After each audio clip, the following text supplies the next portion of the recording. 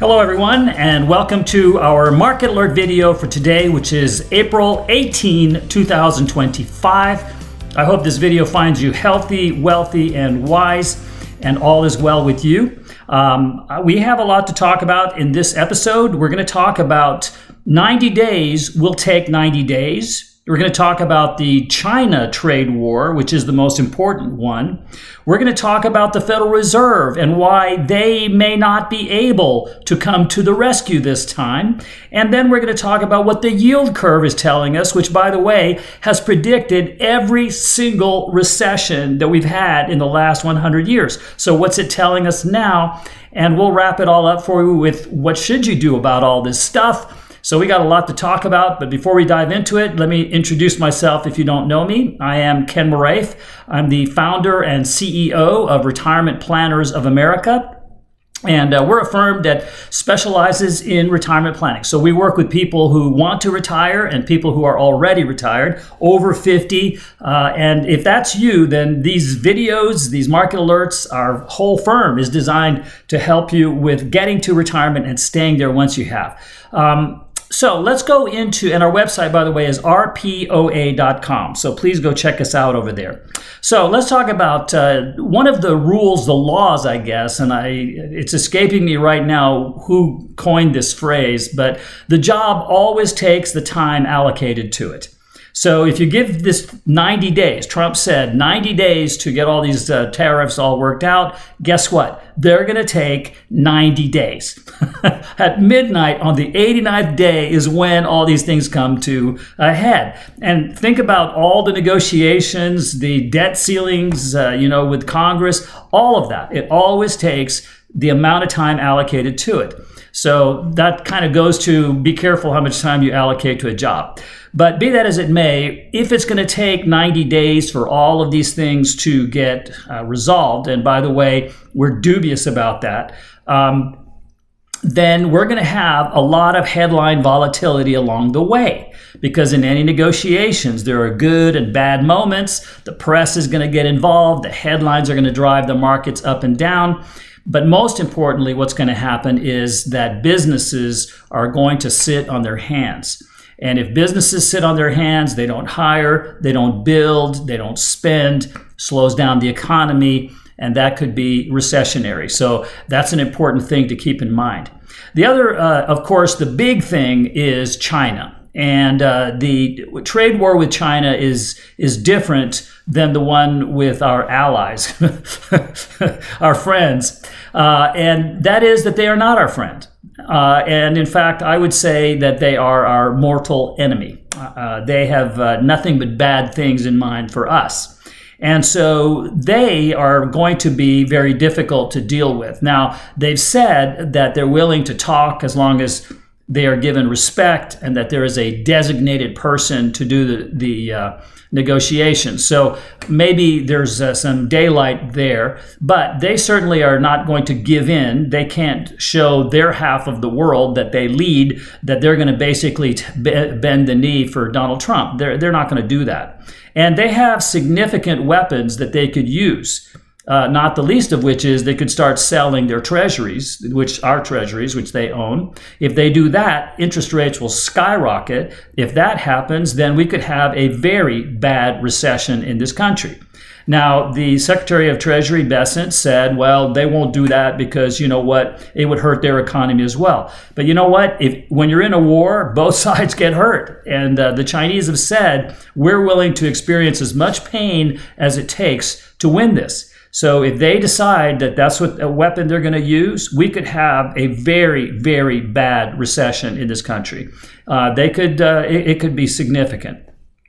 The other thing also is that there is a dynamic that occurs in the stock market that is called the head and shoulders. So what happens is the market goes down and then it bounces back up and then it goes back down again. And so it creates this head and shoulders thing. And so because of that, we believe that we are going to retest the lows that we saw when the big drop happened initially. We got a big drop, we got the rise, we got the head, we haven't gotten to the second shoulder yet. And it may not be the end, but we believe it's going to happen. The longer these things take, the more China uses new things, and all that worry and angst keeps us on our pins and needles. The market is probably not going to like that. Uncertainty does not drive people to invest. They, in fact, do the opposite. They take money off the table. Now, what about our knight in shining armor? What about the Federal Reserve? They always come in and save us, right? Every time something goes wrong, they come in and they lower interest rates and they save the day. Well, this time they probably will not. In fact, we just got Jerome Powell, who gave a speech and gave us their thoughts, and basically said they're not going to do anything for a while and they can afford to wait because they don't know what's going to happen, and therefore they don't want to jump the gun. The conundrum that the Federal Reserve is in is that they don't want inflation to come back. And in the short run, tariffs are inflationary.